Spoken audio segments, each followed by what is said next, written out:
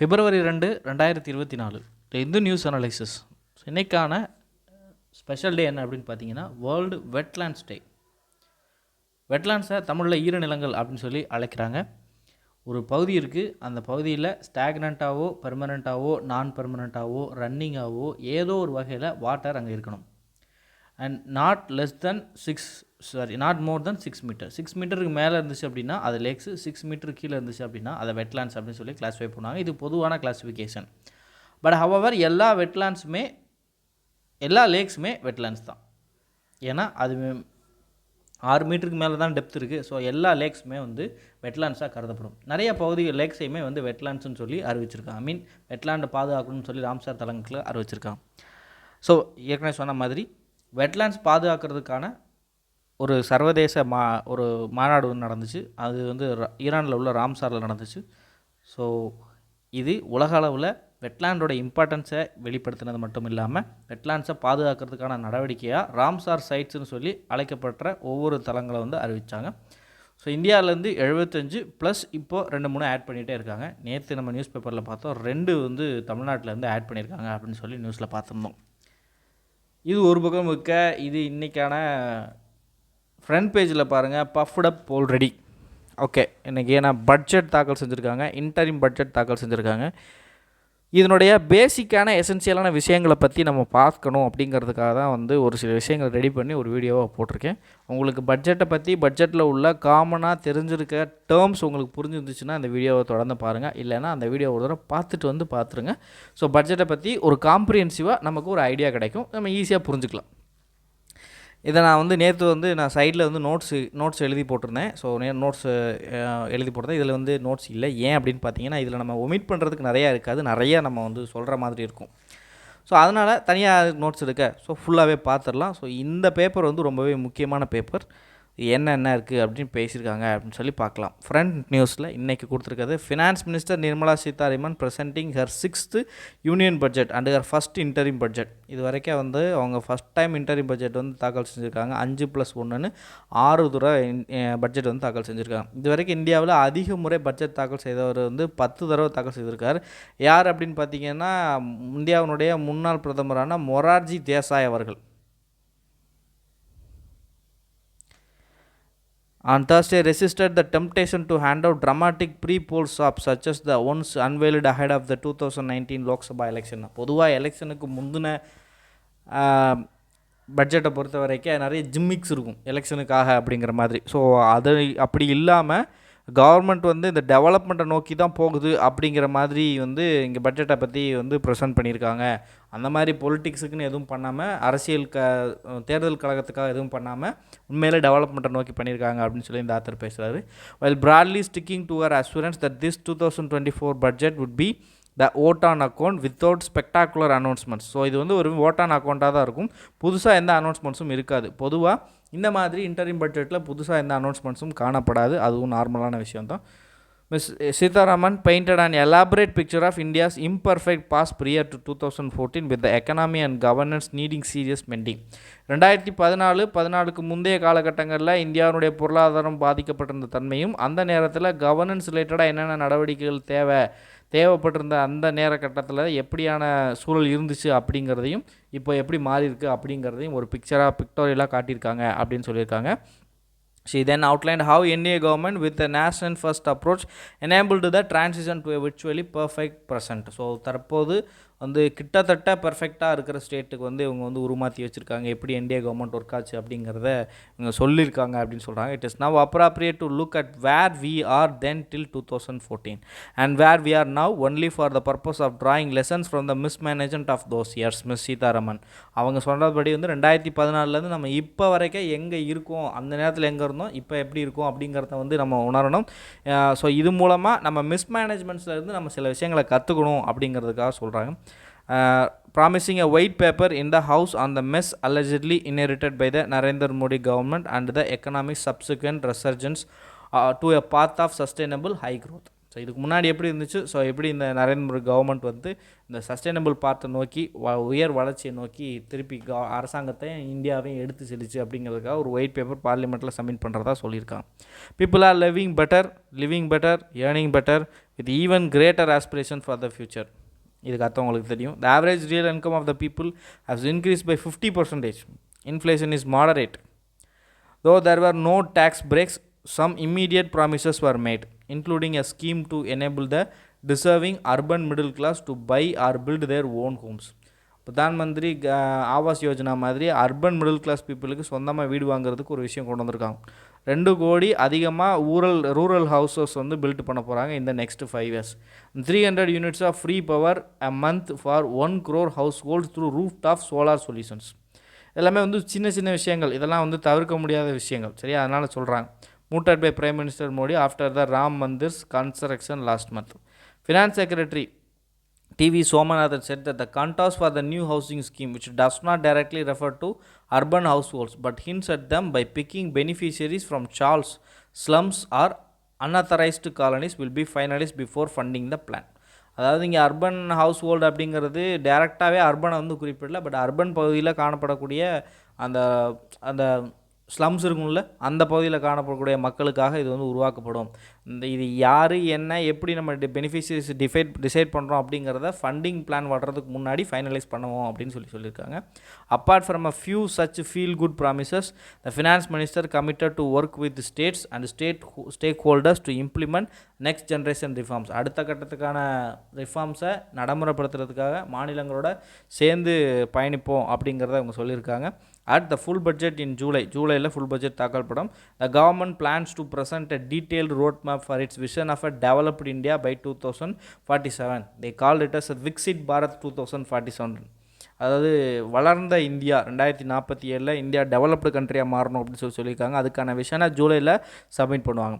She said, enunciating some guiding principles that will drive its approach. She also made it a point to emphasize that the government is committed to turning the eastern parts of India, அதாவது Bihar, Jharkhand, West Bengal, Odisha and Chhattisgarh into the growth engines of the economy in the coming Amrit Kaal. Amrit Kaal அப்படிங்கிறது the period between 2022 வேர் நம்ம வந்து 75 years celebrate பண்ணோம். அதுலேருந்து 2047 இது வந்து நம்ம 100 வருஷம் நம்ம இண்டிபெண்ட் ஆகி 100 வருஷம், அதை தான் வந்து அந்த இந்த பிட்வீன் பீரியடை தான் வந்து அமிர்த் கால்னு சொல்கிறாங்க. அதில் ஈஸ்டர்ன் இந்தியாவில் எக்கனாமிக் க்ரோத்தை வந்து கான்சன்ட்ரேட் பண்ண போகிறதா சொல்லியிருக்காங்க. இதோட தொடர்ச்சி பேஜ் நம்பர் 14லையும் ஒட்டுமொத்த பட்ஜெட்டோட கவரேஜ் பாருங்கள். 2, 3, 4, 5, 6, 11, 12, 13, 14, 15 இதை விட்டால் வேறு என்ன பேஜ் இருக்குது? எல்லா பேஜ்லையும் கொடுத்து வச்சுருக்காங்க. ஸோ நம்ம ஃபுல் அண்ட் ஃபுல் இதை பார்க்க வேண்டியது இருக்குது. ஸோ முதல்ல இந்த பேஜ் நம்பர் 14ல் என்ன பேசியிருக்காங்கன்றதை பார்த்துருவோம். இது பேஜ் நம்பர் 14ல் அந்த ஃபஸ்ட்டு பேஜில் இருந்த கட்டுரையோட தொடர்ச்சி. Another plausible poll signal was the constitution of a high-powered panel to consider the challenges arising from fast population growth and demographic changes. மக்கள் தொகை மிக வேகமாக வளர்ந்து வரனாலையும் மக்கள் தொகையில் ஏற்படக்கூடிய அதீத மாற்றங்களை எப்படி சமாளிக்கிறது அப்படிங்கிறதுக்காக உள்ள சவால்களை கன்சிடர் பண்ணி அதுக்கான ஆலோசனை வழங்குறதுக்காக ஒரு உயர்மட்ட குழு வந்து உருவாக்கியிருக்காங்க. although she parried queries in the intent of this move in her post-budget press conference, terming social justice an effective and necessary government paradigm. So வந்து உருமாற்றுறதுக்கான அடிப்படையான விஷயம் தான் அந்த social justice. argued that what was mostly a political slogan in the past has been achieved by this government. முன்னாடி இது வந்து வேறு அரசியல் ஜிம்மிக்காக தான் இருந்துச்சு, இப்போ நாங்கள் அதை செஞ்சு காட்டியிருக்கோம் அப்படிங்கிறாங்க. through a saturation approach of covering all eligible people to address systematic inequalities in society. சமூகத்தில் கட்டமைப்பு சார்ந்து என்ன இன்இக்வாலிட்டிஸ் இருக்குது, சமத்துவமின்மை இல்லாமல் இருக்கோ அது எல்லாத்தையும் நாம் அட்ரஸ் பண்ணி யாரெல்லாம் தகுதியான மக்களோ அவங்க எல்லாத்துக்கும் சேச்சுரேஷன் கொடுக்கணும். அப்படிங்கிற சேச்சுரேஷன்ஸ்னால் என்னென்ன பேசிக் ஸ்கீம்ஸ் இருக்கோ அவங்களுக்கு என்னென்ன தேவையான விஷயங்கள் இருக்கோ எல்லாத்தையும் சேச்சுரேட் பண்ணணும் அப்படிங்கிற நோக்கத்தோடு நாங்கள் செயல்பட்டிருக்கோம். இதை நாங்கள் சாதித்து காட்டியிருக்கோம். This is secularism in action, reduces corruption and prevents nepotism, she asserted, adding that the 4 major cases identified by PM, the poor, the women, youth and farmers.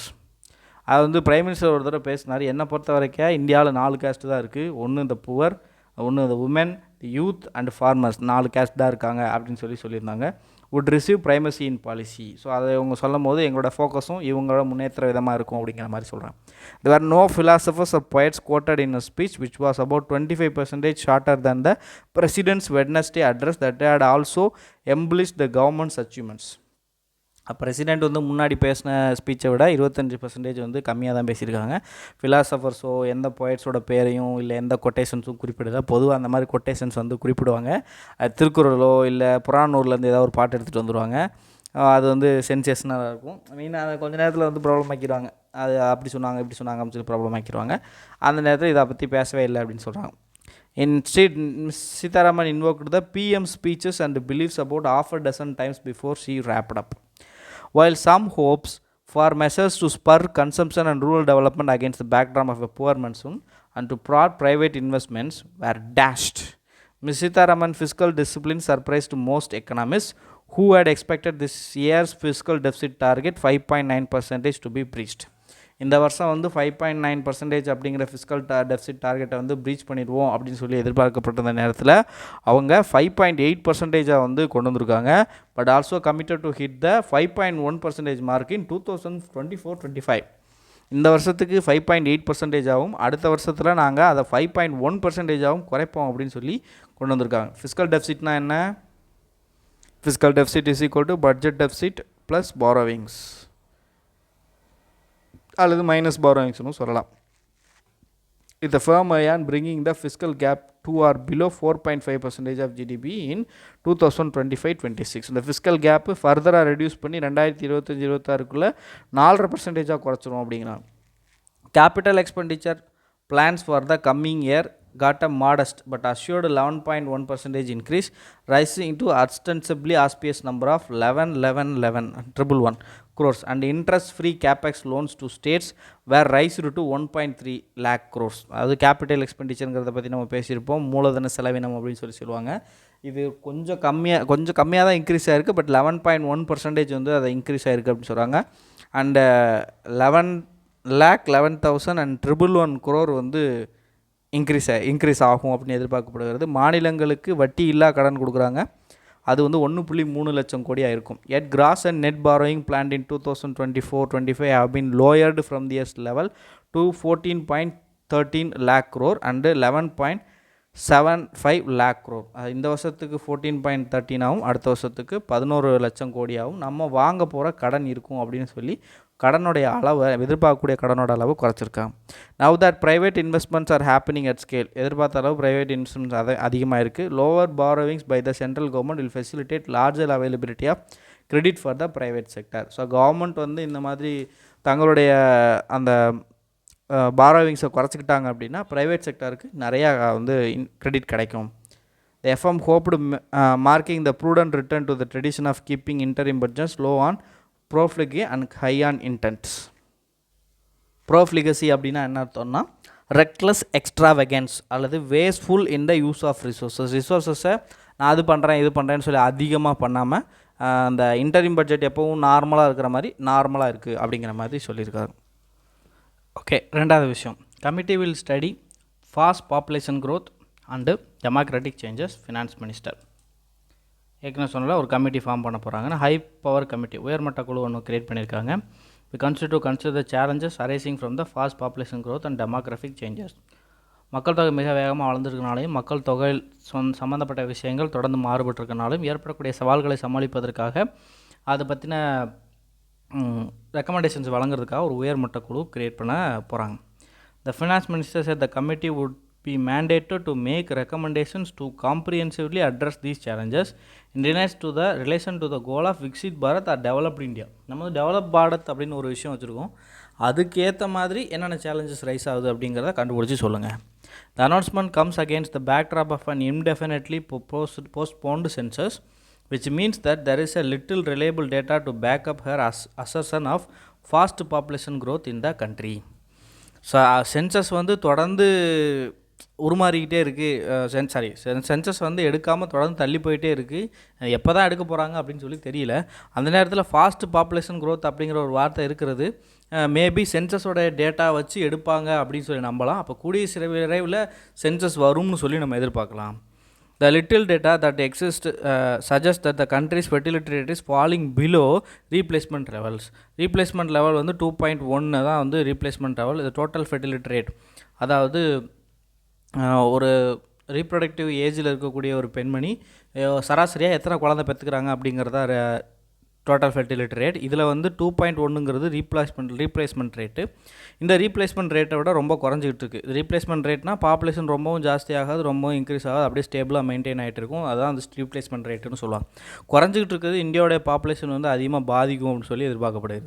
Despite the absence of sound statistics, security concerns in border areas also being highlighted on the basis of purported demographic changes. So demographic changesனா அந்த security concerns border ஏரியாஸில் என்னென்ன security concerns ஏற்படும் அப்படிங்கிறதையும் நம்ம கண்டுபிடிச்சு சொல்கிற மாதிரி அந்த கமிட்டிக்கு மேண்டேட் இருக்கும்.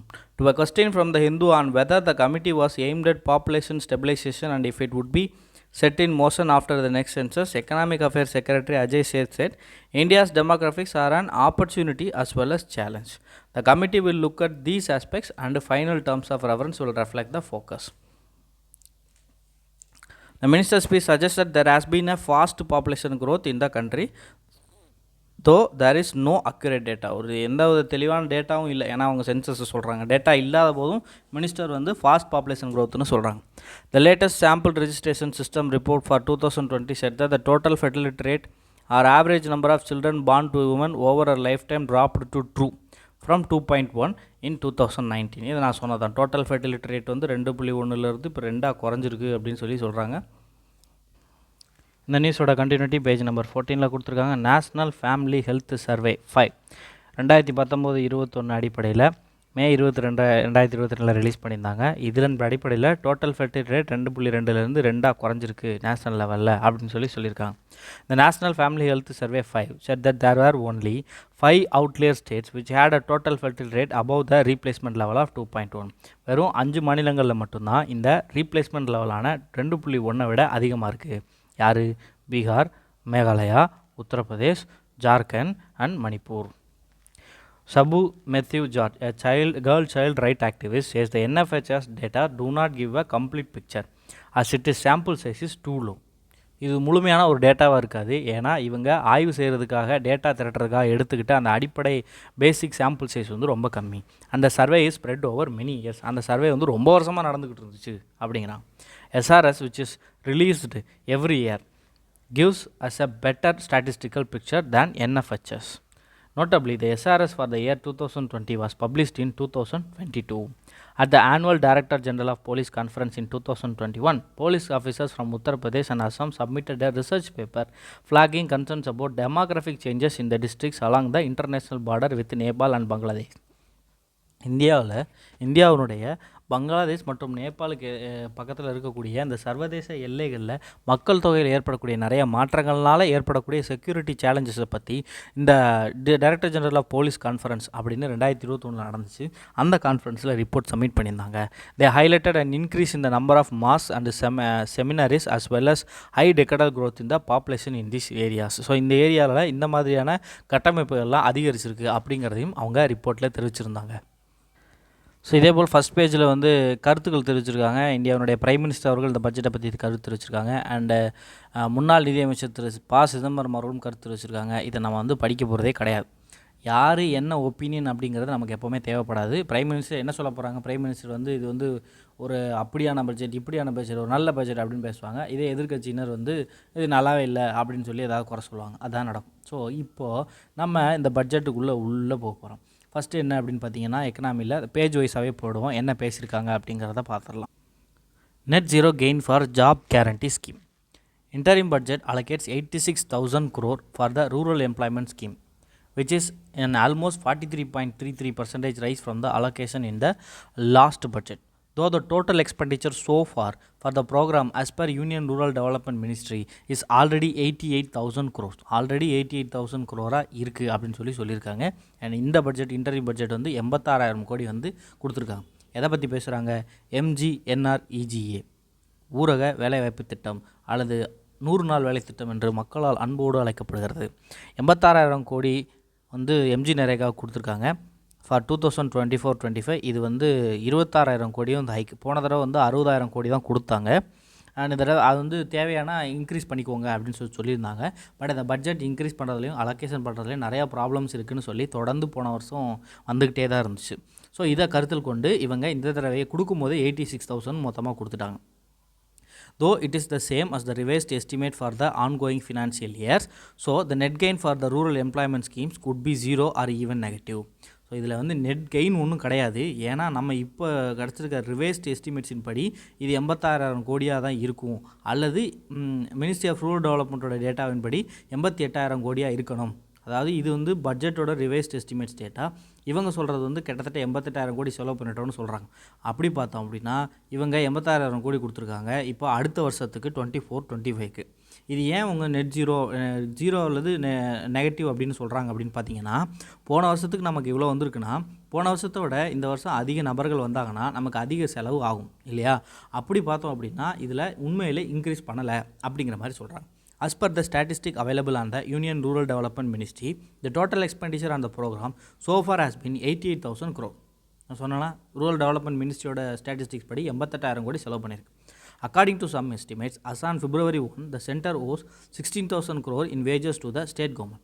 மாநில அரசாங்கங்களுக்கு இதுக்காக வழங்கக்கூடிய சம்பளத்தில் மட்டும் கிட்டத்தட்ட 16,000 கோடி இன்னும் கொடுக்காமல் இருக்காங்க. The government has argued that MG Narega is a dynamic scheme. தொடர்ந்து மாறுதலுக்கு உட்படக்கூடிய ஒரு scheme. And the dues are cyclically paid. ஒரு குறிப்பிட்ட காலத்துக்கு ஒரு தடவை இந்த டியூஸ்லாம் திருப்பி கொடுத்துட்டே தான் இருப்போம் அப்படின்னு சொல்கிறாங்க. இது சென்ட்ரல் கவர்மெண்ட்டோடைய வாதம். But for the last 2 years, கடந்த 2 ஆண்டுகளாக அந்த centre has halted the programme in West பெங்காலில் இந்த ப்ரோக்ராம் கிட்டத்தட்ட ஹால்ட்டில் தான் இருக்குது. காரணம் என்ன சொல்கிறாங்க அப்படின்னா, இந்த ஸ்கீமில் இம்ப்ளிமெண்டேஷனில் வெஸ்ட் பெங்காலில் நிறைய கரப்ஷன் இருக்குது அப்படின்னு சொல்கிறாங்க. The centre owes almost 7,000 crore to the state. அந்த ஸ்டேட்டுக்கு மட்டும் கிட்டத்தட்ட 7,000 கோடி பெண்டிங்கில் இருக்குது. The 2024 budget though breaks the continue trend of slashing the budget for this programme. தொடர்ந்து எம்ஜி நரேகாவுக்கு பட்ஜெட் வந்து குறைச்சிக்கிட்டு தான் இருந்தாங்க. பட் அந்த இதை வந்து மாற்றிட்டாங்க. In 2023 budget, only 60,000 crore was allocated, which was 18% lower than 73,000 crore budget estimates and 33% lower than the revised estimates. சரி, நான் இந்த வார்த்தை என்னன்னு சொல்லிடுறேன். Budgetary estimates, real estimates, revised estimates and actual estimates. அதாவது இப்போ இந்த வருஷத்தை கவனிங்க. பட்ஜெட்டரி எஸ்டிமேட்னா என்ன, ரிவைஸ்ட் எஸ்டிமேட்னா என்ன, ஆக்சுவல் எஸ்டிமேட்னா என்ன. இப்போ 2024-25க்கு பட்ஜெட்டரி எஸ்டிமேட் இருக்கும். 2023-24க்கு ரிவைஸ்ட் எஸ்டிமேட்ஸ் இருக்கும். 2022-23க்கு ஆக்சுவல் எஸ்டிமேட்ஸ் இருக்கும். எப்போவுமே இப்போ இந்த கரண்ட் என்ன இயரோ, அதாவது நம்ம எப்போ பட்ஜெட் கொண்டு வர போகிறாங்களோ அந்த வருஷம் தான் பட்ஜெட்டரி எஸ்டிமேட்டாக இருக்கும். அதுக்கு முந்தின ஃபினான்ஷியல் ரிவைஸ்ட் எஸ்டிமேட்ஸும் அதுக்கு முந்தின வருஷம் ஆக்சுவல் எஸ்டிமேட்ஸும் இருக்கும். இது எப்போவுமே இயர் சொல்லும் போது கன்ஃபியூஸ் ஆகிட்டே இருக்கும். அதனால இது இப்படி ஞாபகம் வச்சுக்கணும். பட் ஹவவர் இது என்ன, இந்த ஆக்சுவல் எஸ்டிமேட்னா என்ன, ரியல் எஸ்டிமேட்னா என்ன, பட்ஜெட் எஸ்டிமேட்னா என்ன அப்படின்னு பார்த்தீங்கன்னா, கவர்மெண்ட்டு இப்போ தாக்கல் செய்யக்கூடிய ஸ்டேட்மெண்ட் எல்லாமே எதிர்பார்ப்பு தான், எஸ்டிமேட் தான், கணக்கீடு தான். இப்படி இருக்கலாம், இவ்வளோ வரலாம், இவ்வளோவாது வரும் அப்படின்னு சொல்லி ஒரு எதிர்பார்ப்பு தான். இதைத்தான் அவங்க எஸ்டிமேட்னு சொல்கிறாங்க. சரியா? அப்போ நாங்கள் பட்ஜெட்டில் ஒரு எஸ்டிமேட் சொல்கிறோம், இதுக்கு பேர் பட்ஜெட் எஸ்டிமேட். ஹவவர் இப்போ இந்த பட்ஜெட் தாக்கல் செய்யும் போது இதுக்கு முந்தின நிதியாண்டு கிட்டத்தட்ட முடிஞ்சிருக்கும். ஃபார் எக்ஸாம்பிள் இப்போ பிப்ரவரி தாக்கல் செஞ்சுட்டாங்களா, பிப்ரவரி வந்துருச்சா, இப்போ இது 2023-24 கடைசி குவார்ட்டரில் இருக்கும். ரைட்டா? லாஸ்ட் குவார்ட்டர் ஜனவரி, பிப்ரவரி, மார்ச் லாஸ்ட் குவார்ட்டர். இப்போது மீதி 3 குவார்ட்டரில் உள்ள டேட்டாஸ் நமக்கு தெரியும். அப்போது அந்த வருஷத்துக்கு, அதாவது 2023 என்ன சொல்லியிருப்பாங்க, 2023-24க்கான பட்ஜெட்ரி எஸ்டிமேட்ஸ்னு ஒன்று இருக்கும்ல, அந்த அமௌண்ட்டு ஒரிஜினலாக எப்படி மாறி இருக்குது அப்படிங்கிறத மாறுபட்ட அமௌண்ட்டாக சொல்லுவாங்க. அதுதான் ரிவைஸ்ட் எஸ்டிமேட்ஸ். ஹவவர் இது முழுமையான டேட்டா கிடையாது, ஏன்னா இன்னும் ஒரு குவார்ட்டர் பெண்டிங்கில் இருக்குது. ஸோ நான் பட்ஜெட்டில் இப்படி சொல்லியிருந்தேன், அதில் நான் இவ்வளோ ரிவைஸ் பண்ணுறேன் அப்படின்னு சொல்லி ஏற்கனவே சொன்ன எஸ்டிமேட்டை மாற்றி அமைச்சிருப்பாங்க. உதாரணத்துக்கு ஒரு எக்ஸாம்பிள் சொல்கிறேன். இப்போது நான் ஒரு ஸ்கீமுக்கு 1000 கோடி செலவாகும் அப்படின்னு சொல்லி பட்ஜெட் எஸ்டிமேட்டில் நான் சொல்கிறேன். ஆனால் ஆக்சுவலாக 1024 கோடி இது வரைக்கும் செலவாயிருக்கு. எது வரைக்கும்? 3rd குவார்ட்டர் வரைக்கும் செலவாயிருக்கு. சரியா? அப்போது நான் அடுத்த வருஷம் என்ன சொல்லுவேன், அடுத்த வருஷம் பட்ஜெட் இது பட்ஜெட் எஸ்டிமேட் 2022-23 நான் என்ன சொல்லியிருப்பேன்னா, இது பட்ஜெட் எஸ்டிமேட்டாக இருந்திருக்கும். நான் 1000 கோடி அப்படின்னு சொல்லியிருப்பேன்.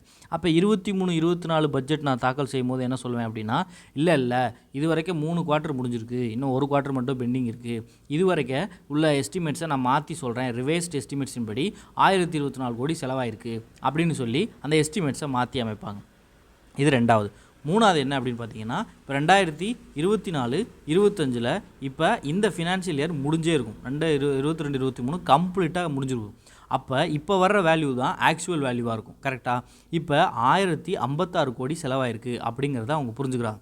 இப்போ 2022-23 ஆக்சுவல் எஸ்டிமேட் எவ்வளோ அப்படின்னு கால்குலேட் பண்ணும்போது இதுக்கு மட்டும் 1056 கோடி செலவாயிருக்குன்னு சொல்லுவாங்க. இதுதான் ஆக்சுவலாக எவ்வளோ செலவாயிருக்கு அப்படிங்கிறத சொல்ல முடியும். அப்போ நல்லா யோசிச்சு பாருங்கள், போன வருஷத்துக்கும் முந்தின வருஷம் எவ்வளோ செலவாயிருக்கோ அதை தான் இப்போ ஆக்சுவல் எஸ்டிமேட்னு சொல்லுவாங்க. ஏன் ஆக்சுவல் எஸ்டிமேட்னு நம்ம சொல்ல முடியும் அப்படின்னா, ஒரு ஃபினான்ஷியல் இயர் முடிஞ்சால் தான் அது ஒட்டு மொத்தமாக எவ்வளோ செலவாயிருக்கும் அப்படின்னு நமக்கு தெரியும். கரெக்டு தானே? அந்த வருஷத்தில் எவ்வளோ செலவாயிருக்குன்னு. அப்போது அது எப்போ முடியும்? 2022-23 ஃபினான்ஷியல் இயர் தான் முடிஞ்சிருக்கும். அப்போ 2023-24 3 குவார்ட்டர் முடிஞ்சிருக்கும், ஒரு குவார்ட்டர் பெண்டிங்கில் இருக்குது. அதனால் இவங்க இந்த 3 குவார்ட்டருக்குள்ள டேட்டாவை அட்ஜஸ்ட் பண்ணி ரிவைஸ்டு எஸ்டிமேட்னு சொல்லுவாங்க. 2024-25 இனிமே வரப்போகுது, அது வந்து பிளான். சரியா? இது எப்படின்னா, இது இன்னொரு எக்ஸாம்பிள் சரி, இது உங்களுக்கு புரிஞ்சுட்டா விட்டுருங்க. மறுபடியும் நான் சொல்ல போகிற எக்ஸாம்பிளை வச்சு கன்ஃபியூஸ் பண்ணிக்காதீங்க. இன்னும் புரியாமல் இருக்கும்ல, அவங்களுக்காக சொல்கிறேன். புரிஞ்சிச்சுன்னா அப்படியே ஸ்கிப் பண்ணிவிடுங்க. இந்த ஒரு நிமிஷத்தை ஸ்கிப் பண்ணிவிடுங்க. இப்போ என்ன அப்படின்னு பார்த்தீங்கன்னா, நீங்கள் ஒரு பிளான் போடுறீங்க. இன்றைக்கி டே வந்து நான் என்ன படிக்க போகிறேன் அப்படின்னு சொல்லி பிளான் போடுறீங்க. 1 2 3 4 அப்படின்னு சொல்லி நீங்கள் காலையில் பிளான் பண்ணுறீங்க. ஈவினிங் என்ன பண்ணுறீங்க அப்படின்னா, நம்ம எவ்வளோ முடிச்சிருக்கோம் அப்படிங்கிறத ஒரு தடவை ரிவைஸ் பண்ணுறீங்க, பார்க்குறீங்க, ரிவைவ் பண்ணுறீங்க. எவ்வளோ முடிச்சிருக்கோம், இதில் என்ன தெரியுது அப்படின்னா, இல்லை 3 தான் முடிச்சிருக்கோம், இல்லை 2 தான் முடிச்சிருக்கோம், இன்னும் வந்து 2 முடிக்கணும், மீதி இருக்கிற டைமில் வந்து நம்மளால் 2 முடிக்க முடியுமா அப்படிங்கிற ஒரு கேள்வி வரும். அதாவது 2 முடிச்சிருக்கோம், 2 முடிக்கலை அப்படின்னு வருது. மறுநாள் காலையில் நேற்று நம்ம எவ்வளோ முடித்தோம், நேற்று நம்ம 4 இது ஷெடியூல் பண்ணோம், அப்போ 4 முடிஞ்சா, இல்லை 3 தான் முடிஞ்சிருக்கு அப்படின்னு சொல்லி, இல்லை 4 முடிஞ்சு அப்படின்னு சொல்லி பார்க்குறோம்ல. இதுதான் வந்து ரிவைஸ்ட் எஸ்டிமேட், பட்ஜெட் எஸ்டிமேட்டு. இது நீங்கள் எந்த டைமில் போடுறீங்கிறதா முக்கியம். காலையில் எழுந்திரிச்சு நான் இதெல்லாம் பண்ண போகிறேன்னு எக்ஸ்பெக்ட் பண்ணால் அது பட்ஜெட்ரி எஸ்டிமேட். அப்போது அது பாதியில் நடந்துக்கிட்டு இருக்கும்போது, அந்த ஃபினான்ஷியல் நடந்துக்கிட்டு இருக்கும்போது, நான் இவ்வளோ செலவு பண்ணியிருக்கேன், நான் இவ்வளோ வந்து எனக்கு வந்திருக்கு அப்படின்னு சொல்லி நான் இருக்கக்கூடிய எஸ்டிமேட்ஸை ரிவைஸ் பண்ணுறேன். அதுக்கு பேர் ரிவைஸ் எஸ்டிமேட்ஸ். அந்த ஃபினான்ஷியல் இயர் முடிஞ்ச பின்னாடி ஆக்சுவலாக எவ்வளோ செலவாயிருக்கு அப்படின்னு சொன்னால் அதுக்கு பேர் ஆக்சுவல் எஸ்டிமேட்ஸ். ஸோ இதைத்தான் இங்கே கொடுத்துருக்காங்க. புரியுதா?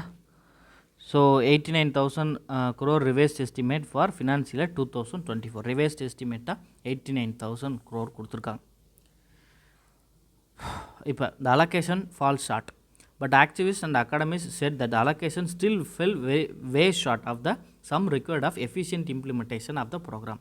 Matching the revised estimation is a tacit acknowledgement of rural distress, but it takes no step to alleviate it. சரி, நீங்கள் ரிவைஸ்ட் எஸ்டிமேட் எவ்வளோ இருக்கோ அந்த அமௌண்ட்டுக்கு நீங்கள் கிட்டத்தட்ட வந்து பட்ஜெட்டரி எஸ்டிமேட்ஸில் அலோவ் பண்ணியிருக்கீங்க, அவ்வளோ காசு கொடுத்துருக்கீங்க. அப்படின்னா ரூரலில் பிரச்சனை இருக்குது அப்படிங்கிறத நீங்கள் அக்செப்ட் பண்ணிக்கிட்டீங்க. ஆனால் நீங்கள் என்ன பண்ணியிருக்கணும், பட்ஜெட்டரி எஸ்டிமேட்ஸில் ரிவைஸ்ட் எஸ்டிமேட்டை விட அதிகமாக ஒதுக்கியிருக்கணும். அப்போ தான் அந்த பிரச்சனையை சரி பண்ண முடியும். அதை எடுக்கலை அப்படின்றாங்க. The simple calculation points out that considering 5.6 crore households are registered under the program, this sum can provide for 25 to 30 days at most of work in a year. ஒரு வருஷத்தில் 25 to 30 நாளைக்கு மட்டும்தான் இந்த மாதிரி விஷயங்கள்லாம் பணியமர்த்த முடியும். இவ்வளோ பேர் இருக்காங்க, 25-30 நாளைக்கு மட்டும்தான் அவங்க இந்த வருஷத்தில் பணியமர்த்த முடியும் அப்படின்னு சொல்கிறாங்க. Which is 1/3 of the scheme. ஒரு வருஷத்தில் மினிமம் 100 நாளாவது நான் வேலை தருவேங்கிறதா இந்த ஸ்கீமுடைய ப்ரொவிஷனே.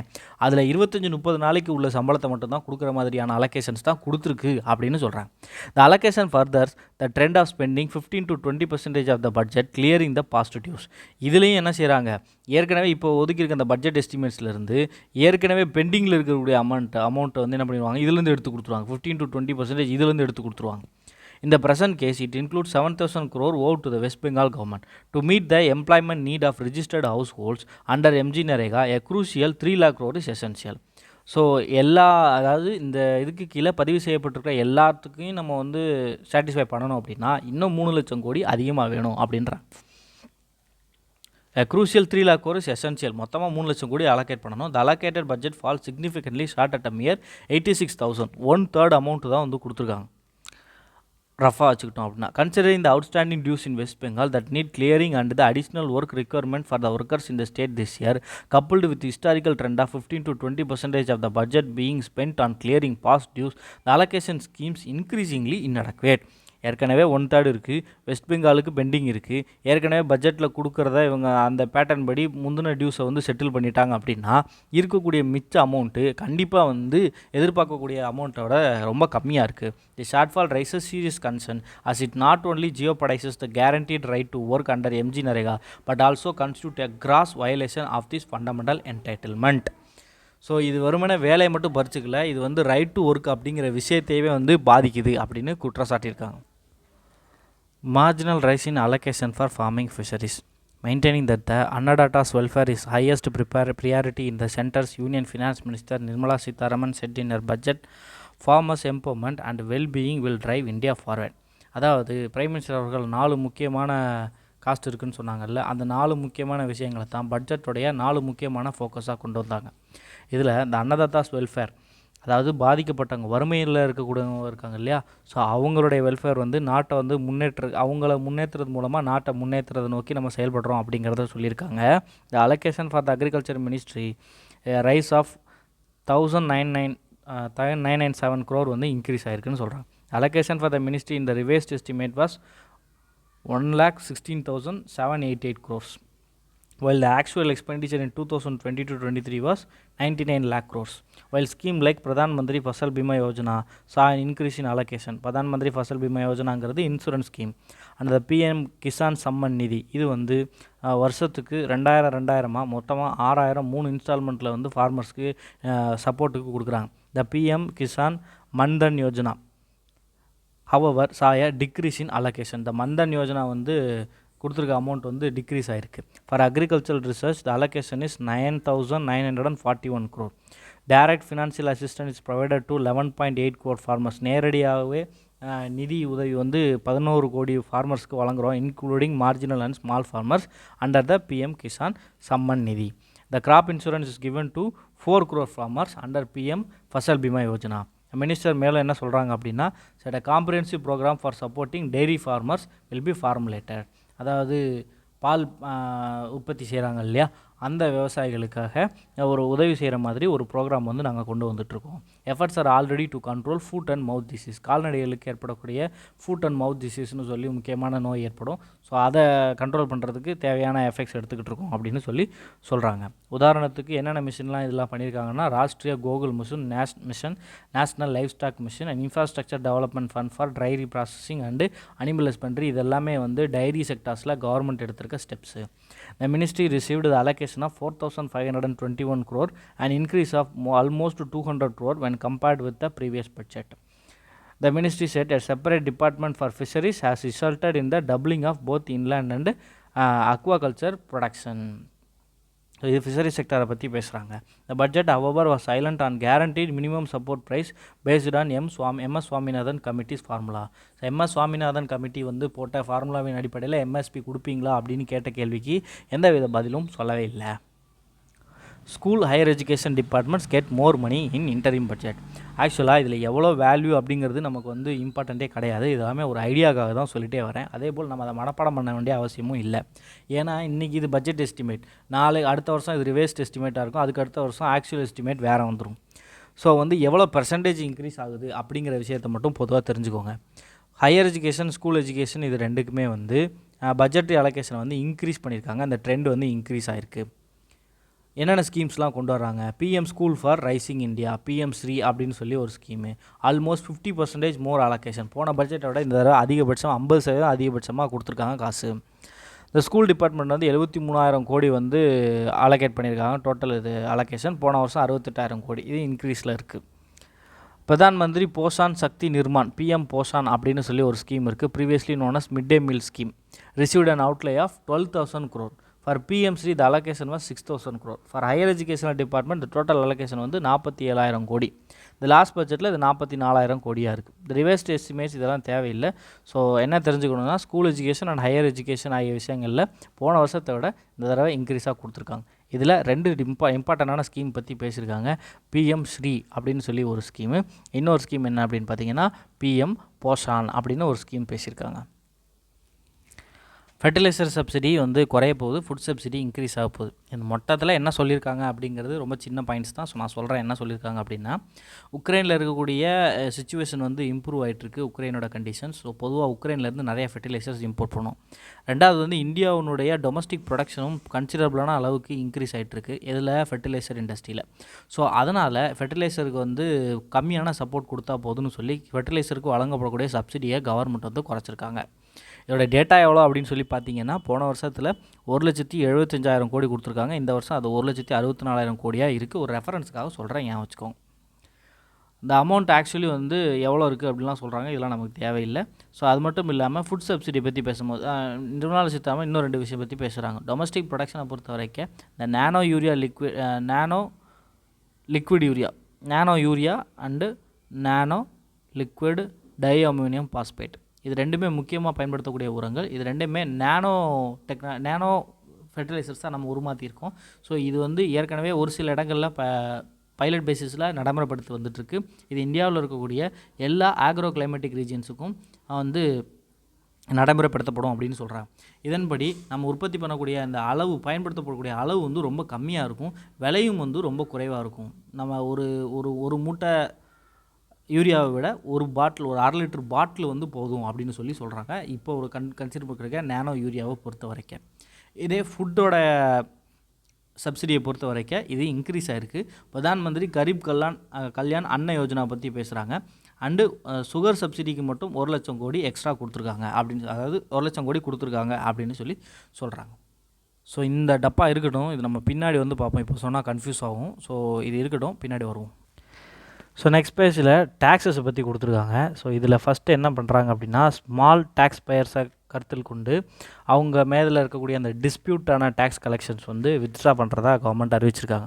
புதுசாக டைரக்ட் டேக்ஸ் அண்ட் இன்டைரக்ட் டேக்ஸஸ்க்காக எந்தவித அனௌன்ஸ்மெண்ட்ஸும் ப்ரப்போசல்ஸும் வைக்காத போது, ஏற்கனவே ரொம்ப வருஷமாக பெண்டிங்கில் இருக்கும்ல, ஒரு சிலருக்கு வந்து ரொம்ப கட்டணும் அப்படின்னு சொல்லி பெண்டிங்கில் இருக்கும், அதை டிஸ்பியூட்டாக சேலஞ்ச் பண்ணியிருப்பாங்க இல்லையா, அந்த டிஸ்பியூட்ஸை வந்து கவர்மெண்ட் வந்து என்ன பண்ணுறாங்கன்னா வித்ட்ரா பண்ணுறாங்க. கிட்டத்தட்ட 25,000 crores வந்து 25,000 அப் டு 25,000 வரைக்கும் பெண்டிங்கில் இருக்கக்கூடிய அந்த சின்ன சின்ன டேக்ஸ் அமௌண்ட்ஸ் அப்புறம் என்ன பண்ணுறாங்கன்னா கவர்மெண்ட் வந்து வித்ட்ரா பண்ணுறாங்க. இதைத்தான் இதில் நியூஸாக கொடுத்துருக்காங்க. இதில் நம்ம தெரிஞ்சுக்க வேண்டிய என்ன அப்படின்னு பார்த்தீங்கன்னா, புதுசாக டேக்ஸ் அல்லது டைரக்ட் டேக்ஸ் அல்லது இன்டைரக்ட் டேக்ஸ் எந்த ப்ரொபோசல்ஸும் கவர்மெண்ட் வைக்கவே இல்லை. அடுத்து tax exemption expiry date for startups to extend by a year. அதேபோல் புதுசாக எந்த direct and indirect tax proposals கொடுக்காத போதிலும் ஸ்டார்ட் அப்ஸுக்கு எம்எஸ்எம்இஸ்க்கு சப்போர்ட் பண்ணுற விதமாக ஏற்கனவே கொடுத்துருந்த அந்த டேக்ஸ் பெனிஃபிட்ஸ் இருக்குது இல்லையா, அதோடைய டைம்லைன்ஸை வந்து எக்ஸ்டெண்ட் பண்ணுறாங்க. உதாரணத்துக்கு இன்டர்நேஷ்னல் ஃபினான்ஷியல் சர்வீஸ் சென்டர் யூனிட்ஸுக்கு கீழே இருக்கக்கூடிய அந்த ஸ்டார்ட் அப்ஸுக்கு மார்ச் 31, 2024 வரைக்கும் டேக்ஸ் வந்து எக்ஸப்ஷன் வழங்கப்பட்டிருந்துச்சு. இதை 1 year எக்ஸ்டெண்ட் பண்ணுறாங்க. மார்ச் 31, 2025 வரைக்கும் அவங்களுக்கு எந்த டேக்ஸஸும் கிடையாது. கவர்மெண்ட் தொடர்ந்து PM Mudra, fund of funds, startup India and startup credit guarantee scheme ஆகிய விஷயங்கள் மூலமாக இந்த ஸ்டார்ட் அப்ஸ் மற்றும் எம்எஸ்எம்இக்கு தொடர்ந்து சப்போர்ட் பண்ணிக்கிட்டு இருக்கிறதா இங்கே குறிப்பிட்றாங்க. ASHA anganwadi staff get health cover. Interim budget enhances allocation to health ministry to 90,658 crores. Newly designed U-Win platform for managing immunization and intensified efforts for Mission Indradhanush to be rolled out expeditiously. Maternity child care scheme proposed to be integrated. சரி, இப்போ இந்த health ஸ்கீமுக்கு குறிப்பாக ஆஷா பற்றி இந்த இதில் பேசியிருக்காங்க. என்ன பேசியிருக்காங்க அப்படின்னு சொல்லி பார்க்கலாம். ஹெல்த் மினிஸ்ட்ரிக்கு கவர்மெண்ட் வந்து இந்த இன்டரிம் பட்ஜெட்டில் என்னென்ன பண்ணியிருக்காங்க அப்படின்னா, இந்த பிரதான் மந்திரி ஜன் ஆரோக்கிய யோஜனா, இது வந்து வேர்ல்டோடைய மிகப்பெரிய பொது insurance scheme, public health insurance scheme, இதுதான் பெருசு அப்படின்னு சொல்லி அனௌன்ஸ் பண்ணப்பட்டது. இதுதான் ஜன் ஆரோக்கிய யோஜனா. ஆயுஷ்மான் பாரத்னு அழைக்கப்படுது. இதை வந்து ஆஷா ஒர்க்கர்ஸுக்கும் அங்கன்வாடி ஒர்க்கர்ஸ் அண்ட் ஹெல்ப்பர்ஸுக்கும் எக்ஸ்டெண்ட் பண்ணியிருக்காங்க. இந்த ஸ்கீமு கீழே இவங்களுக்கும் வந்து இன்சூரன்ஸ் வந்து வழங்கப்படுது.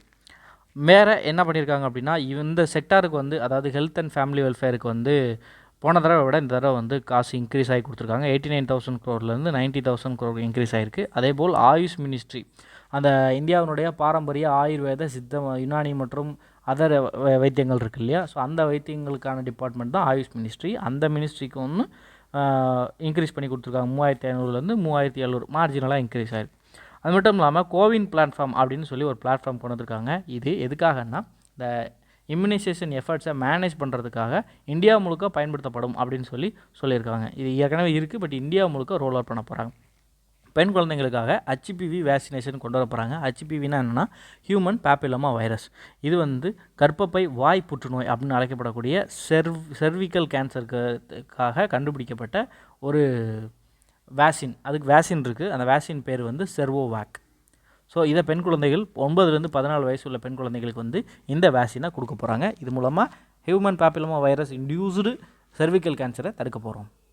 அடுத்து அங்கன்வாடி சென்டர்ஸ் வந்து சக்ஷம் அங்கன்வாடி அப்படிங்கிற ஸ்கீமு கீழே அப்கிரேட் பண்ண போகிறாங்க. வைல் போஸ்டான் 2.0 கொண்டு வந்து நம்ம ஏற்கனவே நியூட்ரிஷன் டெலிவரி வந்து இன்க்ரீஸ் பண்ண ட்ரை பண்ணிட்டு இருந்தாங்க. அதை மேலும் ஃபர்தராக இன்க்ரீஸ் பண்ணுறாங்க.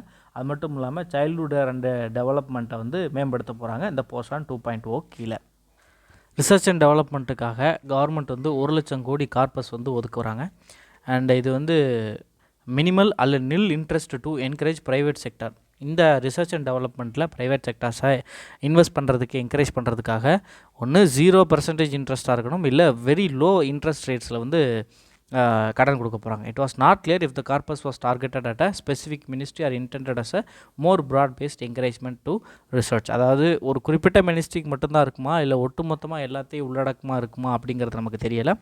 ஆல்ரெடி கவர்மெண்ட் வந்து ரிசர்ச்சுக்காக நிறையா ஸ்பெண்ட் பண்ணியிருக்காங்க, நிறைய முயற்சிகள் எடுத்திருக்காங்க. சயின்ஸ் மினிஸ்ட்ரி 2023, அதாவது department of science and technology 2023 national research foundation bill அப்படின்னு சொல்லி ஒரு பில்லு கொண்டு வந்திருக்காங்க. இதன்படி department of science and technology 50,000 crore கார்பஸோட ஒரு அட்டானமஸ் பாடி அமைக்க போகிறாங்க. இதில் 36,000 கோடி ப்ரைவேட் செக்டார்லேருந்து இன்வெஸ்ட்மெண்ட்ஸ், ப்ரைவேட் செக்டார்லேருந்து என்ஜிஓலேருந்தும் இன்வெஸ்ட்மெண்ட்ஸ் வந்து லீட் ஆக போகுது. ரொம்ப நாளாகவே கவர்மெண்ட்டோட பிரச்சனை என்ன அப்படின்னா ஆர்என்டியில் ப்ரைவேட் செக்டாரோடைய என்டர்பிரைசஸோடைய இன்வெஸ்ட்மெண்ட்டை வந்து ஈர்க்கிறதுக்காக நிறைய முயற்சி பண்ணிட்டுருக்காங்க. ஹவர் இப்போ கவர்மெண்ட் கிட்டத்தட்ட 3/4 ஆஃப் அந்த ஃபண்டை வந்து கவர்மெண்ட் தான் இப்போ பர்ன் பண்ண வேண்டியதாக இருக்குது. Department of science and technology already 2024-25க்கு நேஷனல் ரிசர்ச் ஃபவுண்டேஷனுக்கு 2,000 கோடி அளவு ஒதுக்கியிருக்காங்க. அதிகம் பேசப்பட்ட அந்த நேஷ்னல் குவாண்டம் மிஷன் அதுக்கு 2,819 கோடி ஆல்ரெடி வந்து ஒதுக்கப்பட்டிருக்கு. அகெயின் நிர்மலா சீதாராமன் அவர்கள் எந்த பேரும் சொல்லிவிடாமல் டீட்டெயில்ஸும் சொல்லாமல் இந்த மாதிரி deep technologies defence பர்பஸ்க்காகவும் Atma Nirbhar பாரத்துக்காகவும் deep டெக்னாலஜிஸோட எக்ஸ்பேன்ஷனுக்காக ஒரு ஸ்கீம் வந்து உருவாக்கப்படும் அப்படின்னு சொல்லியிருக்காங்க. பட் அதோட பேர் என்ன அப்படிங்கிறதெல்லாம் குறிப்பிடலை. கவர்மெண்ட் வந்து இந்த லக்பதி தீதி ஸ்கீம் வந்து நல்ல சக்ஸஸ் அடைஞ்சிருக்கனால இதை மேற்கொண்டு எக்ஸ்டெண்ட் பண்ணுறதுக்கு பிளான் பண்ணுறாங்க.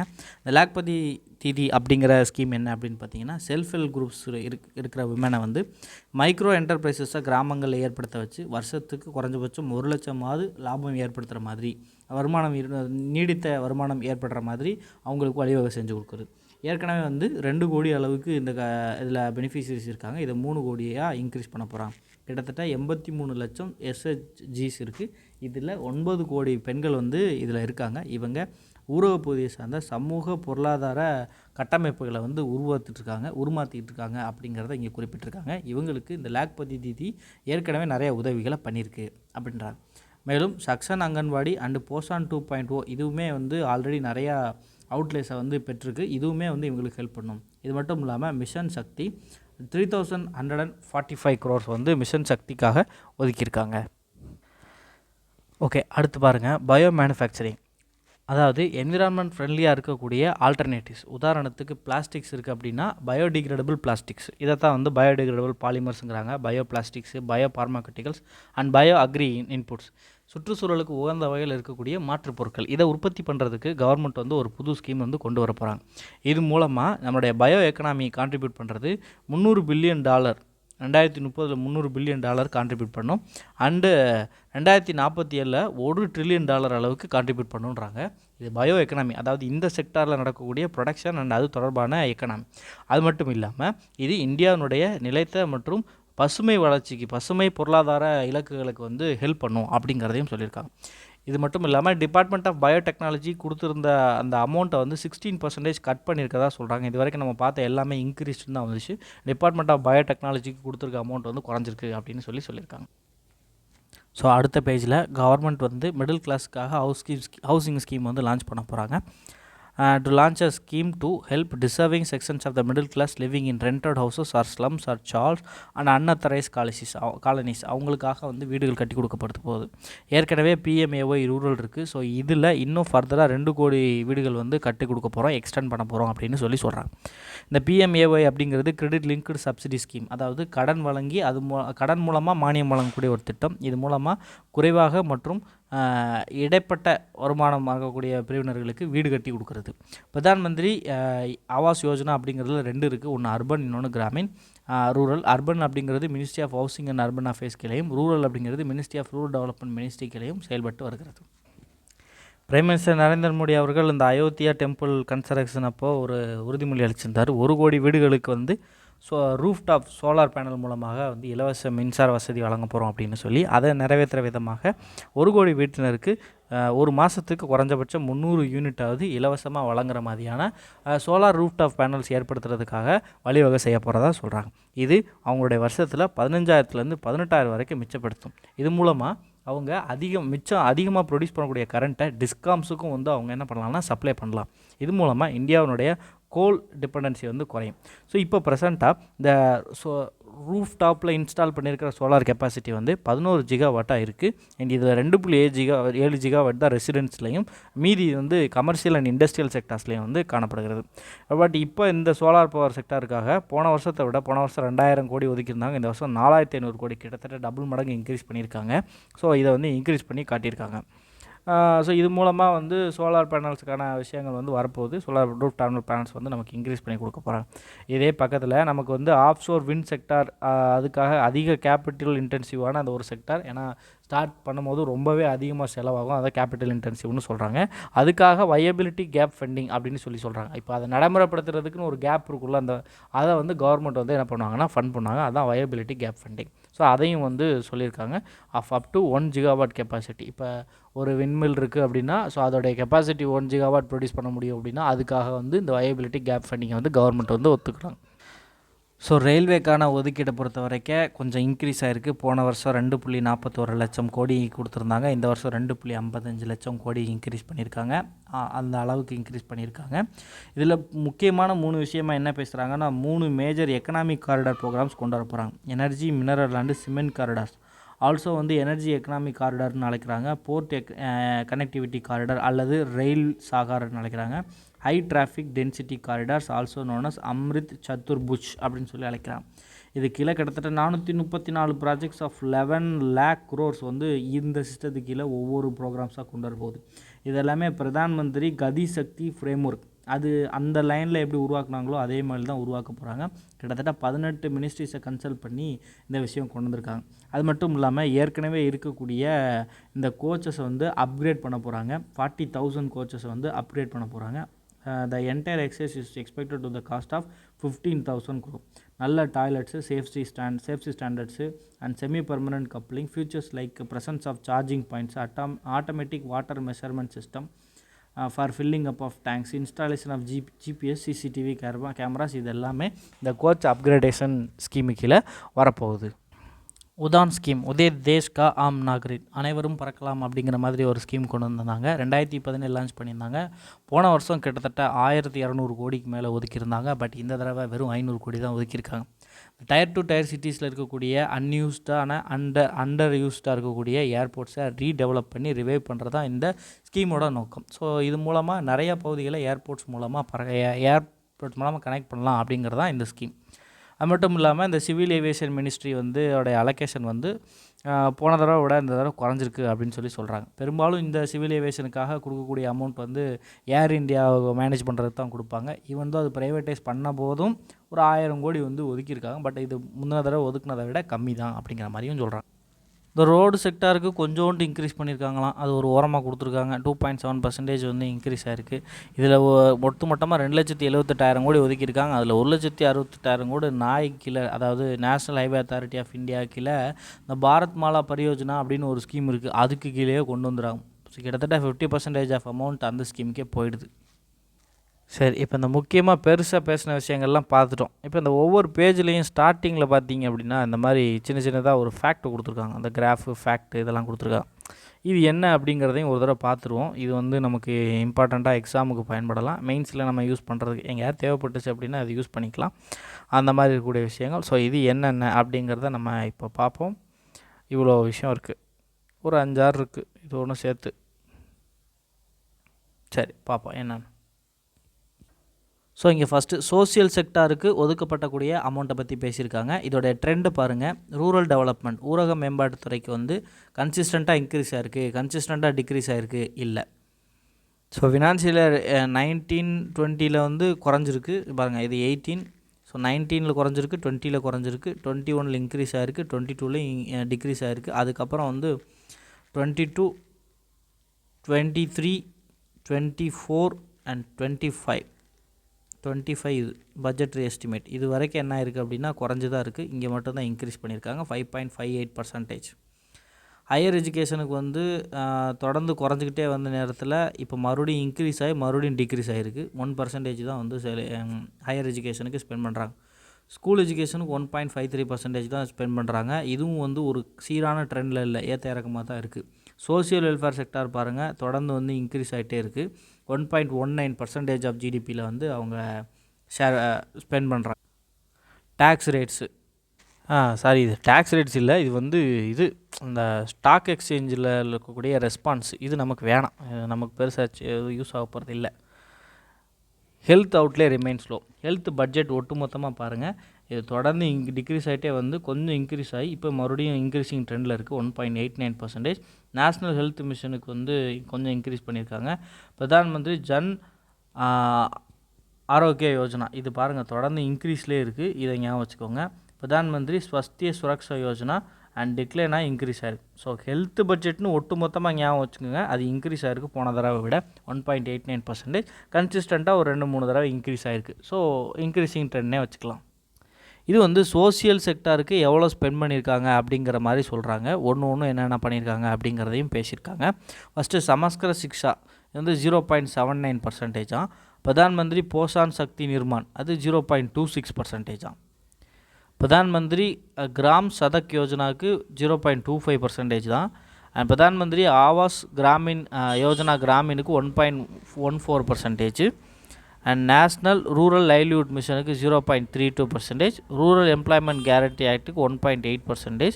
அண்ட் ஐஏஎம் ஹையர் எஜுகேஷனுக்கு 0.004%. இதெல்லாம் சும்மா பார்த்து வச்சுக்கோங்க, இதெல்லாம் பெருசாக வந்து தேவைப்படாது, இதை எங்கேயும் யூஸும் பண்ண முடியாது. அக்ரிகல்ச்சருக்கு கவர்மெண்ட் பண்ணக்கூடிய ஸ்பெண்டிங் வந்து ஸ்டாக்னட்டாக இருக்குன்றாங்க. அக்ரிகல்ச்சருக்கு ஒட்டு மொத்தமாக பண்ணுறதும் தொடர்ந்து ஸ்டாக்னட்டாக தான் இருந்திருக்கு, ரொம்ப இன்க்ரீஸ் ஆகலாம், ரொம்ப டிக்ரீஸ் ஆகலாம். பிரதான் மந்திரி ஃபசல் பீமா யோஜனா இன்க்ரீஸ் ஆகிருக்கு, அப்புறம் ஸ்டேபிள் ஆகிருக்கு. பிரதான் மந்திரி கிசானும் கிட்டத்தட்ட ஸ்டேபிளாக தான் இருக்குது. அண்ட் யூரியா சப்சிடி குறைஞ்சிருக்கு. இதை நம்ம குறைஞ்சதுக்கான காரணங்களை வந்து நம்ம பார்த்தோம். சரி, இந்த கிராஃப் வந்து ட்ரெயின் ஜங்ஷன் மாதிரி கொச்சன்னு இருக்குது. இது என்ன ஏதுன்னு பார்ப்போம். இந்த ப்ளூ லைன் வந்து கார்ப்பரேட் டேக்ஸு, இந்த ரெட் லைன் வந்து இன்கம் டேக்ஸு. அடுத்து பாருங்கள், இந்த ஆஷ் கலரில் உள்ளது கஸ்டம்ஸு, அண்டு இந்த லைட் ப்ளூவில் இருக்கிறது சென்ட்ரல் எக்ஸைஸு, அண்ட் இந்த லைட் பிங்க்கில் இருக்கிறது சிஜிஎஸ்டி. ஸோ ஒட்டு மொத்தத்தில் வந்து எந்த டேக்ஸ் ரெவன்யூ வந்து ஜாஸ்தியாக வருதுன்னு பாருங்கள். இன்கம் டேக்ஸ் தான் ஜாஸ்தியாக வந்திருக்கு. ஸோ இப்போ வாங்க, இதில் கொடுத்துருக்காங்க இந்தியன் கவர்மெண்ட்டோடைய எக்ஸ்பெண்டிச்சரை பற்றி கொடுத்துருக்காங்க. இதில் பெரிய ரெக்டாங்கிளாக இருந்தால் அதிக செலவாக இருக்குன்றாங்க. பாருங்கள், இந்தியாவுடைய இன்ட்ரெஸ்ட் பேமெண்ட் மட்டும் 11,90,000 கோடி ரூபா அளவுக்கு நம்ம இன்ட்ரெஸ்ட் பேமெண்ட்ஸ் பண்ணிக்கிட்டு இருக்கோம். இன்ட்ரெஸ்ட் பேமெண்ட்ஸ் அப்படிங்கிறது ரெவன்யூ ரிசிப்ட்ஸில் வரும், ரெவன்யூ எக்ஸ்பெண்டிச்சர்ஸில் வரும். இதனால் இந்தியாவுடைய அந்த ரெவன்யூ டெஃபிசிட் அப்படிங்கிற ப்ராப்ளம் வந்து கொஞ்சம் ப்ராப்ளமேட்டிக்காக இருக்கும், ஹையராக இருக்கும். டிரான்ஸ்போர்ட்டுக்கு பாருங்கள் 5,44,000 கோடி, டிஃபென்ஸுக்கு 4,54,000 கோடி, மாநிலங்களுக்கு ட்ரான்ஸ்ஃபர் பண்ணுறது கடன் கொடுக்கல, ட்ரான்ஸ்ஃபர் பேமெண்ட்ஸ் 2,86,000 கோடி, ஃபுட்டுக்கு 2 லட்சம் கோடி, டேக்ஸ் அட்மினிஸ்ட்ரேஷனுக்கு 2 லட்சம் கோடி, ஃபெர்டிலைசர்ஸுக்கு 1,64,000 கோடி, அண்ட் ரூரல் டெவலப்மெண்ட்டுக்கு 265, அக்ரிகல்ச்சருக்கு 146, அண்ட் ஹோம் அஃபேர்ஸுக்கு 140, எஜுகேஷனுக்கு 124, அண்ட் அதர்ஸுக்கு 123, IT and telecom 115, health 90, finance 87, பென்ஷனுக்கு மட்டும் பாருங்கள் 2,39,000 கோடி. ரஃபாக 2.39 lakh crores சொல்லி ஞாபகம் வச்சுக்கோங்க, அங்கங்கே எழுதும் போது யூஸ் ஆகும். அண்ட் அர்பன் டெவலப்மெண்ட்டுக்கு வந்து 77,000 கோடி, எனர்ஜிக்கு வந்து 76,000 கோடி, யூனியன் டெரிட்டரிஸுக்கு வந்து 63,000 கோடி. இதெல்லாம் குட்டி குட்டியாக கொடுத்துருக்காங்க. சோசியல் வெல்ஃபேருக்கு 56, காமர்ஸ் அண்ட் இண்டஸ்ட்ரிக்கு 45, சயின்டிஃபிக் டெவலப்மெண்ட் 32. இது எல்லாமே எக்ஸ்பெண்டிச்சர்ஸ், இவ்வளோ செலவுகள் வந்து ஆகுது. ஸோ நம்ம இதில் என்ன ஞாபகம் வச்சுக்கணும் அப்படின்னா, அந்த இன்ட்ரெஸ்ட் பேமெண்ட்ஸுக்கு எவ்வளோ செலவாக தான் இருக்கிறதுலே ஜாஸ்தி அப்படிங்கிற விஷயத்த ஞாபகம் வச்சுக்கணும். யூபிஎஸ்சியில் வந்து இந்த மாதிரி விஷயங்களை கேட்குறதுக்கு வாய்ப்பு உண்டு. இருக்கிறதுல எது வந்து அதிகமாக செலவு பண்ணாங்க, டேக்ஸ் ரெவென்யூலேயே எந்த டேக்ஸ் வந்து அதிகமாக கான்ட்ரிபியூட் பண்ணுது அப்படின்னு சொல்லி கேட்குறதுக்கு வாய்ப்பு இருக்குது. ஸோ இந்த மாதிரி விஷயங்களை மட்டும் ஞாபகம் வச்சுக்கோங்க. இதை மனப்பாடம் பண்ண வேண்டிய அவசியமே இல்லை. அத்தனை லட்சம் கோடி இத்தனை லட்சம் கோடின்னு வரும்போது புதுசாக பார்க்கும்போது கன்ஃபியூஷனாக இருக்கும். சும்மா ஒரு கிளான்ஸாக வாசித்து வச்சுக்கோங்க போதும். சரி, இன்றைக்கி மற்ற எல்லா நியூஸுமே அதர் நியூஸ் தான். மற்ற என்ன நியூஸ் இருக்குதுன்னு பார்ப்போமா? பாருங்கள். Tamil Nadu get its 18th wild life sanctuary இந்த reserve forest of Erode district. Erode மாவட்டத்தில் காணப்படக்கூடிய பர்கூர் மலைகளில் இருக்கக்கூடிய பகுதிகளை வந்து தந்தை பெரியார் வைல்ட் லைஃப் சாங்சுரியாக வந்து அனௌன்ஸ் பண்ணுறாங்க. யார் அனௌன்ஸ் பண்ணுறாங்க அப்படின்னு பார்த்தீங்கன்னா, தமிழ்நாடு ஸ்டேட் கவர்மெண்ட் அனௌன்ஸ் பண்ணுறாங்க. இதோட 18 வைல்ட் லைஃப் சாங்சுரி தமிழ்நாட்டுக்கு கிடச்சிருக்கு. இந்த ஃபாரஸ்ட்டை பொறுத்த வரைக்கும் eastern ghats and western ghats ரெண்டும் இணையிற பகுதியில் இருக்குது. நீலகிரிஸில் காணப்படக்கூடியது. It is inter connected with Kollegal forest in Karnataka and Nilgiris. இதெல்லாம் இதோட தொடர்புடையது. The region is the part of the corridor that connects the Sathyamangalam tiger reserve to the Male Mahadeshwar hill tiger reserve. So இது ரெண்டையும் கனெக்ட் பண்ணுற விதமாக இருக்குது. And the Kaveri wild life sanctuary ஆகிய விஷயங்களை கனெக்ட் பண்ணுற விதமாக இருக்குது. It is the one of the tiger corridors identified by the national tiger conservation அத்தாரிட்டியால் ஐடென்டிஃபை பண்ணப்பட்ட one of the tiger corridor. Tiger காரிடார்னால் என்ன அப்படின்னா, யானைகள் எப்படி நடந்து போகுதோ அதே போல் புலிகளும் வந்து என்ன பண்ணோன்னா தங்களுக்குன்னு ஒரு வழித்தடங்களை கொண்டு அது தொடர்ந்து மைக்ரேட் ஆகிட்டே இருக்கும். ஸோ அது ஒரு இடத்துலேருந்து இன்னொரு இடத்துக்கு மூவ் ஆகிட்டே இருக்கும். அந்த மாதிரி இருக்கிற விஷயங்களை அது எந்த பாதையில் நடந்து போகுதோ அதை தான் டைகர் காரிடார்னு சொல்லுவாங்க. நம்ம அதுக்கிடையில் நம்ம அதை டிஸ்டர்ப் பண்ணோம் அப்படின்னா, அது ஹியூமன் செட்டில்மெண்ட்ஸோ இல்லை ரோடோ இந்த மாதிரி விஷயங்கள் இருந்துச்சு அப்படின்னா ஹியூமனுக்கும் டைகருக்கும் இடையில் கான்ஃப்ளிக்ட் வரும். இந்த பிரச்சனையை தடுக்கிறதுக்காக டைகர் காரிடார்ஸை ஐடென்டிஃபை பண்ணி அதை கன்சர்வ் பண்ணுறதுக்கு national tiger conservation authority efforts எடுக்கிறாங்க. ஸோ அவங்க ஐடென்டிஃபை பண்ணால் one of the tiger corridor இது அப்படின்னு சொல்லி ரெக்கமெண்ட் சொல்கிறாங்க. பின்னாடி பேஜ்லேயும் வந்து இந்த பட்ஜெட்டை வந்து விட அமைச்சிருக்காங்க பாருங்கள். ஸ்பேஸ் செக்டார் வந்து தனியாக கொடுத்துருக்காங்க. ஸ்பேஸ் செக்டாருக்கு வந்து வெறும் 4% இன்க்ரீஸ் தான் இருக்குது. இந்த வருஷம் பெரிய மேஜராக ஒன்றும் இல்லை. பட் வந்து முக்கியமான 3 விஷயங்கள் இருக்குது. என்ன அப்படின்னா, அன்க்ரூடு ககன்யான் டெஸ்ட் ஃப்ளைட், அதாவது ஆள் இல்லாத ககன்யான் அனுப்பி பார்ப்பாங்க. அடுத்து வந்து ஸ்மால் சேட்டலைட் லான்ச் வெஹிக்கிளினுடைய டெவலப்மெண்டல் ஃப்ளைட்டு, அது இன்னும் மேம்படுத்த போகிறாங்க. And NASA ISRO synthetic aperture radar ஆகிய 3 விஷயங்கள் வந்து இன்லைனில் இருக்குது. அப்படி இருக்கும்போது இங்கே இன்ஸ்பேஸ் மற்றும் இதர ப்ரைவேட்டுக்கு ஸ்டார்ட் அப்ஸுக்கு சப்போர்ட் பண்ணுற விதமாக தான் இங்கே வந்து பட்ஜெட் அலோகேஷன் இருக்குது அப்படிங்கிற மாதிரி இங்கே சொல்லியிருக்கு. நம்ம பட்ஜெட்டில் இருந்து வெளிநாடுகளுக்கு நிறைய ஃபண்ட்ஸை வந்து கிராண்ட்ஸாகவும் கடனாகவும் கொடுத்துக்கிட்டு இருக்கோம். அப்படி இருக்கும்போது நம்மளுடைய நெய்பரிங் கண்ட்ரிஸுக்கும் அதர் கண்ட்ரிஸுக்கும் என்னென்ன கிராண்ட்ஸ் கொடுக்க போகிறோம், எவ்வளோ கொடுக்க போகிறோம் அப்படிங்கிறத இங்கே பேசியிருக்காங்க. பூட்டான் தான் இந்தியாவிலேருந்து அதிகமாக வந்து கிராண்ட்ஸ் ரிசீவ் பண்ணுறாங்க. 2398 crore வந்து வாங்க போகிறாங்க. நேபாள் 650 crore. அண்டு மால்தீவ்ஸ், மால்தீவ்ஸுக்கு வந்து இந்தியாவுக்கு அகேன்ஸ்டான ஒரு ஸ்டேட் எடுத்திருக்காங்க. அதே சமயத்தில் அவங்களுடைய டாப் ஹையரார்க்கிலேருந்து இந்தியாவுடைய பிரைம் மினிஸ்டர் பற்றின ஒரு மோசமான கிரிட்டிசிசம் கூட வந்துருந்துச்சு. ஸோ இந்த வகையில் அவங்ககிட்ட வந்து இந்தியா வந்து அவங்களுக்கு அகேன்ஸ்டான ஸ்டாண்ட்ஸ் எடுப்பாங்கன்னு பார்த்தா, பட் மால்தீவ்ஸுக்கு வந்து 400 கோடியிலேருந்து 770 கோடி இன்க்ரீஸ் பண்ணி கொடுத்துருக்காங்க. கிட்டத்தட்ட 330 கோடி இன்க்ரீஸ் பண்ணி கொடுத்துருக்காங்க. 370 கோடி இன்க்ரீஸ் பண்ணி கொடுத்துருக்காங்க. ஸோ பங்களாதேஷுக்கு 130 கோடியும் அண்ட் ஆப்கானிஸ்தானுக்கு 220 கோடியும் கொடுக்க போகிறாங்க. அண்டு சின்ன சின்ன ஐலாண்ட் நேஷன்ஸ், இந்தியன் ஓஷனில் இருக்கக்கூடிய சின்ன சின்ன ஐலாண்ட் நேஷனான சேச்சல்ஸுக்கு 9 கோடி அண்ட் மெரிஷியஸுக்கு 370 கோடி கொடுக்க போகிறாங்க. சபாரோ போர்ட்டுக்கு 100 கோடி கொடுக்க போகிறாங்க. அண்டு ஆஃப்ரிக்கன் நேஷன்ஸில் இருக்கக்கூடிய சின்ன சின்ன கண்ட்ரிஸுக்கு வந்து கிட்டத்தட்ட 200 கோடி வந்து ஒதுக்க போகிறாங்க. இது எல்லாமே வந்து இந்த ஃபாரின் கண்ட்ரிஸ்க்கு இந்தியா கொடுக்கக்கூடிய காசு. நேற்று தான் நம்ம நியூஸில் பார்த்துருந்தோம். யூஎஸோடைய பைடன் அட்மினிஸ்ட்ரேஷன் வந்து இந்தியாவுக்காக MQ-9B UAV சேல் வந்து அக்ரிமெண்ட் சைன் பண்ணியிருந்தாங்க. ஹவவர் அங்கே இருக்கிற லா மேக்கர்ஸ் வந்து இதை அக்செப்ட் பண்ணிக்கல. ஏன்னா இந்தியா கூட இருக்கக்கூடிய இந்த பன்னூன் கேஸோட தொடர்புனால, அலிகேஷன்ஸ்னால இதை வந்து தொடர்புபடுத்திகிட்டே இருந்தாங்க. நிறைய பிரச்சனை பண்ணிகிட்டே இருந்தாங்க. ஃபாலோ பண்ணலை, அவ்வளோதான். ஸோ இப்போ என்ன பண்ணுறாங்க, பைடன் அட்மினிஸ்ட்ரேஷன் வந்து யூஎஸ் காங்கிரஸ் வந்து என்ன பண்ணிட்டாங்க அப்படின்னா, இது நோட்டிஃபை பண்ணிட்டாங்க. ஸோ இது மூலமாக இன்னும் 3 வருஷத்தில் இருந்து நமக்கு இந்த MQ-9B UAV வந்து நமக்கு கிடைக்க ஆரம்பிச்சிடும். அதோட டெலிவரி வந்து ஸ்டார்ட் ஆக ஆரம்பிச்சிடும். இது வந்து ஒரு பாசிட்டிவான ஒரு விஷயம். MQ-9B அப்படிங்கிற ஸ்டேட்மெண்ட்டை வந்து வார்த்தையை தெரிஞ்சு வச்சுக்கோங்க. இதை குறித்து கேட்குறதுக்கு நிறைய வாய்ப்பு இருக்குது. MQ-9B அப்படிங்கிற வார்த்தை ரீசெண்டாக வந்து நியூஸில் வந்துட்டு இருந்துச்சு. இது என்ன அப்படின்னு சொல்லி கேட்குறதுக்கு வாய்ப்பு இருக்குது. ஞானோபி மசூதியில் இந்து ப்ரேயர்ஸ் வந்து அலோவ் பண்ணலாம் அப்படின்னு சொல்லிட்டாங்க. அதன்படி இந்து ப்ரேயர்ஸ் வந்து நடந்ததை இங்கே கொடுத்துருக்காங்க. அதே போல் ஜார்க்கண்டுடைய சிஎம் ஹேமந்த் சோரனை அரெஸ்ட் பண்ணதை அடுத்து சம்பை சோரன் அவர்கள் வந்து கவர்மெண்ட் ஃபார்ம் பண்ணுறதுக்கு வந்து இங்கே அனௌன்ஸ்மெண்ட் விட்டுருக்காங்க. அதை பற்றி இங்கே கொடுத்துருக்காங்க. இங்கே பாருங்கள், பைடன் இம்போசஸ் சாங்ஷன் ஓவர் இன்டரபிள் இஸ்ரேலி செட்டில் வயலன்ஸ். அதாவது பாலஸ்தீனில் இந்த ஜியூ செட்டில்மெண்ட்ஸ் வந்து அதிகரிச்சிட்ருக்கு. இது பாலஸ்தீனில் வந்து அந்த வயலன்ஸ் வந்து டாலரன்ஸ் பண்ண முடியாத அளவுக்கு இன்க்ரீஸ் ஆகிருக்காமா. இப்போ தான் தெரியுது. எப்போ 20,000 பேர் செத்த பின்னாடி தான் தெரியுதா. ரீச்டு இன்டாலரபிள் லெவல்ஸ் வந்து வந்திருக்கான். அதனால் வந்து பைடன் என்ன பண்ணியிருக்காங்கன்னா அந்த ஜிவி செட்டில்மெண்ட்ஸ் மேலே மட்டும் இந்த மாதிரி சாங்ஷன்ஸ் வந்து இம்போஸ் பண்ணியிருக்காங்க. US agrees on new 50 billion euro relief package for உக்ரைனுக்காக ஒரு 50 பில்லியன் யூரோஸ் ஒரு பேக்கேஜை வந்து அனௌன்ஸ் பண்ணுறாங்க. அதை வந்து இங்கே கொடுத்துருக்காங்க.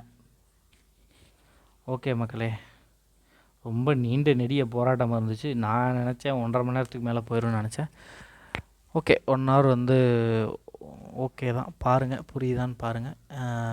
இந்த நியூஸ் பேப்பருக்கு முன்னாடி அந்த பட்ஜெட்டை பற்றி போடணுங்கிறதுக்காக தான் நிறையா வந்து இது பண்ணிகிட்டு இருந்தேன். போதுமான டெக்னாலஜி குறைபாடுகளில் நம்ம இருக்கோம். என்ன டெக்னாலஜி குறைபாடு, அது ஒரு சின்ன சின்ன ப்ராப்ளம்ஸ் வந்து ஃபேஸ் பண்ணிகிட்ருக்கோம். ஸோ அதனால் அப்படி இருந்துச்சு. ஓகே, ஹோப்ஃபுல்லி உங்களுக்கு யூஸ்ஃபுல்லாக இருக்கும் அப்படின்னு சொல்லி நம்புகிறேன். தேங்க்யூ.